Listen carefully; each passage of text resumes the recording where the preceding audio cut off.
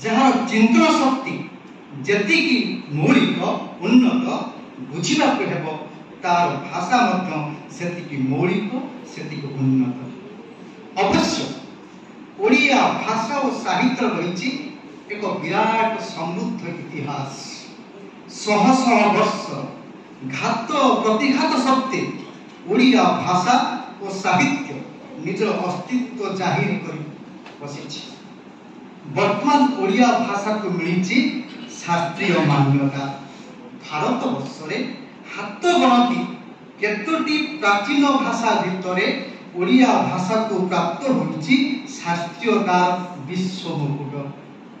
समग्र विश्व निजर अस्मिता को नहीं गर्व करुछि।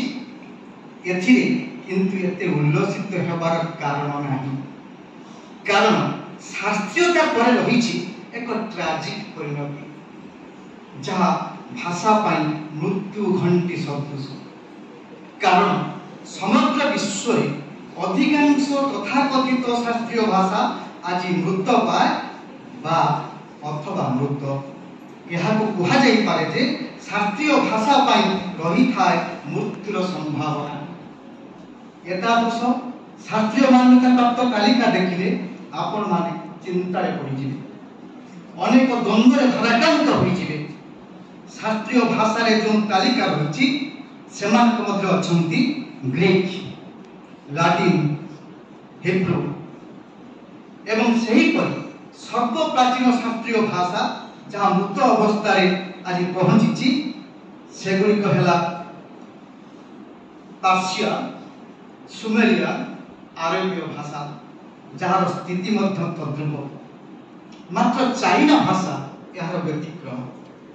यह ही सत्य साधारण जनजीवन में जड़े लेखक को पचारे से कहले लेखाटी हूँ जागतिक दृष्टि अर्थात ग्लोबल विजन उपर आधारित। पाठकर मेघनी दृष्टि न रही लेखा को बुझा सहज नुहे, लेखा को जानवा सहज नुहे। बर्तमान अनेक लेखा केन्द्रच्युत हो जाए जो माटीर महत्व नहीं। सर्वोपरि यही ओडिशार पानी पवन चलनी चाहानी चमक प्रतिकित होना जो चरित्र माने आसुछंती से जोगाजोग नहीं, संपर्क नहीं। लेखक तो नित्य काल आखि नहीं समाज को देखे, आखिर परल पड़े सब जालजिलिया दिशे, अस्पष्टतार आवरण चारिआडू फुटी आसला परी आमको लगे। तेणु आज लेखा निश्चित चेहरा फुटी उठुना। आज लेखार कवि और लेखक माने निजे निजर अजब दर्पण पालटि जाइछंती। मात्र प्रकृति स्रष्टा अजब दर्पण न होई समाज दर्पण हेबाकू पड़िबो। साहित्यिक माने संप्रति विज्ञान जान छंदी ही पड़छंती। मानसिक स्तर तालमेल रहुनाही। गल्प हो, उपन्यास हो, कविता हो, सबुठी निर्भीकतार स्वर बहुत क्षीण। लेखकटी अनेक समय गेंडा परी निज खड़पा भितर मुह लुचाई चली नचे टसर पोक परी आवरणटी तैयारी करी ता भितर निजको चुपचाप लुचाई रखी।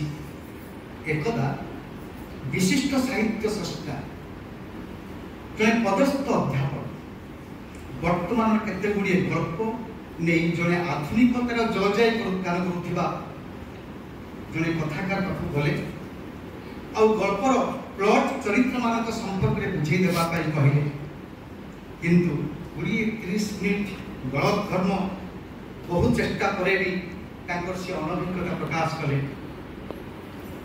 जदि यही जड़े पाठक एवं लेखक भितर मानसिक दुर्योग घटे ते वर्तमान आम भाषा साहित्य केउं दिगरे गति करुछि ताहा बुझी पारुथिबे।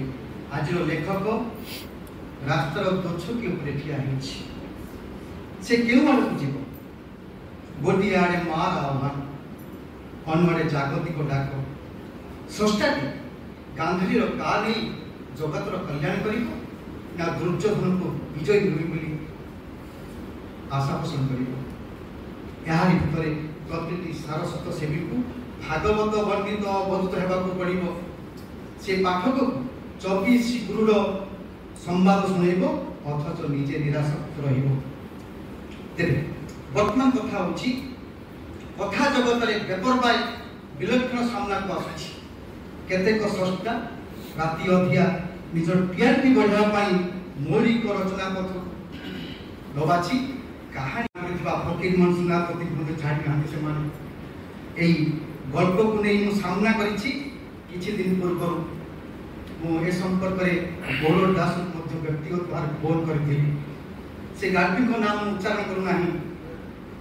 से गाल्पी को जणक फकीर मोहन को कालजयी उपन्यास 6 मण 8 गुंठ रामचंद्र मंगराजन को पर कहानी लिखि परोक्ष रे फकीर मोहन को जीवन धारा और तांको दर्शन पर निर्मम प्रहार करिछन। यह केवल मो भजन पाठक को प्रतिक्रियाशील करी नाही, ओडिशार संख्याधिक लेखक और पाठक मान मन में तीव्र प्रतिक्रिया सृष्टि करिछि। से लेखकर गोटे घाड़ी मैं उद्धार करने चाहूँगी। मंगला जे ठोराई नेबे तांको ऊपर पुना राग रखी फकीर मोहन तांको दुराचारी करिछि। हाँ खंजारे चंपार आत्मजात सत गाँर सारिया भगिया सत जमी 6 मण 8 गुंठ सत आउ सब कल्पनार वर्णन से नराधम ता कृतकर्मर फल भागे जड़े बंची लोक जन लेखक कि भयंकर भागरे उपन्यास तैयारी करे। संवाद वार्षिक संख्या 2024 184 पृष्ठ प्रकाश पाई। गाल्पी को नाम नवा उच्चारण करूना। ते प्रश्न उठुची एई कहानीकार माने अवश्य कतिपय कहानी उपरे कहानी लेखि कौन प्रमाण देबे चाहती। एई कहानी को निज स्वाक्षर बहन करि पारिबो ना फकीर मोहनकर कालीजयी उपन्यास विश्व प्रसिद्ध उपन्यास की बात करी। तेबे ए क्षेत्र में आम भाषा साहित्यर दिशा केउ आड़े प्रभावित आपण माने विचार करथिबे। आपण जानिछन्ति ओडिया जाति एक सृष्टिप्राण जाति। आम गाँ माटीर महकुमा भितरे पहाड़ घेरा अदम्य वनपथरे एई सृष्टि प्रमता विविध संकेत विद्यमान। आपण माने जानिथिबे ओडिया पल्ली मधुर सुंदर सुभे कवितार कलध्वनि। से कवितार कथा कहे कथा कथा के छोटा मेले प्रवाद प्रवचन रे आपनार वक्तव्य को प्रकाश करे। बिल मालरे श्रमिक तुंड सुभे अलिखित कवितार उच्चारण। घरे घरे संगीतर लहरी हसी उठे झुटी मुजुर चौतरा राजार आज्ञार घर हुए कलार कोणार्क। पहाड़ तलर भूमि शोभा पाए गेरु रंगुबला छाटी माटीर कुड़िया चित्र विचित्र केते दिय केते मेला केते महोत्सव एते किसमर निर्देशन थामु थामु आज स्रष्टा उपभोक्ता संस्कृति भोगवादर आपणी उठती। आठार आ कौन विडंबना थाई पारे मु विशेष लंबा करी नाही। वर्तमान माटी किंतु सेठी पोता हला सियरु आसीथिबा कलबी करा हाइब्रिड गछ सेठी पाई तो मनोबोध चौसा जगह लिखा गला प्रतिमा अलका मनिका को मुह हमको देखा गला। से जाहु ना कहीं ये माटी होछि उड्रेदार माटी। जो माटी लंडा मुंडिया कान्हुता को सामना करिछि। जो माटी केंदुलीर ब्राह्मण जयदेव को भेट करिछि। जो माटी नारायण अवध स्वामी को केन्द्रा बजे चलुथिया मनुष्य सह साक्षात करिछि। पुणी साक्षात करिछि बत्सा दास को। ठीक परे परे माटीर महाकवि शारदा दास दक्षिणापुर प्रेम पढ़ी परकिया प्रेम पढ़ी उड्रजा। पुणी कवि सूर्य रथ जगन्नाथ अच्युत दीनकृष्ण अभिमन्यु भक्षण भीमपई ब्रह्मनाथ कृष्ण सिंह गोपाल चंद्र उड्रजा माटी उपरे काव्य कविता चित्र दी बहाई से माटीर गायब होई आमे कौन करूछु। जते बड़े ओडिया भाषा विपर्य सामना करी से 4 सिंह छुआ अंटा पे डेई पड़ी माटी से फकीर मोहन राजनाथ गंगाधर मधुसूदन। किंतु आमे कौन करूछु आमे सतरे केते अपदार्थ आमे उड्रजा को पिंधाई देउछु। झिन पतला उदा साड़ी को पिंधाई नहांती नाचिबा को बाध्य करूछंती। और कलिकता सस्ता मार्केट रो आनिबा पेट कटा ब्लाउज खंडे झुलाई बीच रास्ते छाड़ी देउछंती। पश्चिमी फैशन सजे देउछंती ओडिया भाषा को ए कोना बसी देबे एमिते को संधिखण रे ओडिया भाषा दिशा कौन हेबो आपटे बुझिबे।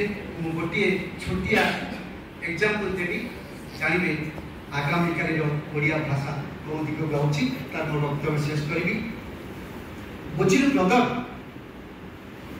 मोर होमियोपैथिक रे कॉन्फिडेंस आसीगला माने तू कौन कहूछ हाउ इज इट जानि छ मो फादर तो लेफ्ट लेग रे जो बॉलटा होइथिला काली सेटा ऑपरेशन होइथांता एवरीथिंग वाज रेडी किंतु फॉर्चुनेटली काली मॉर्निंग रे मो फादर इन लो आसी पहुंच गए होमियोपैथी इज एन एक्सपर्ट से मात्र गोटे डोज मेडिसिन दियंती डोज माने a little amount of sugar milk powder father तो फास्ट रिफ्यूज करथिले से बिलीव करथिले थे मात्र मदर इंसिस्ट कले no no you have to take it father तो मदर को जानती से ब्लड देखले फेंट हो जिवे भारी नर्वस फियर एनीवे से गोटे डोज खाइले ठीक इवनिंग रे मु बेड रे उठी नाही फादर को बॉलटा ब्रस्ट करी गला इस एतिकी ब्लड एतिकी पॉस यही बुझी आगामी करो ओडिया से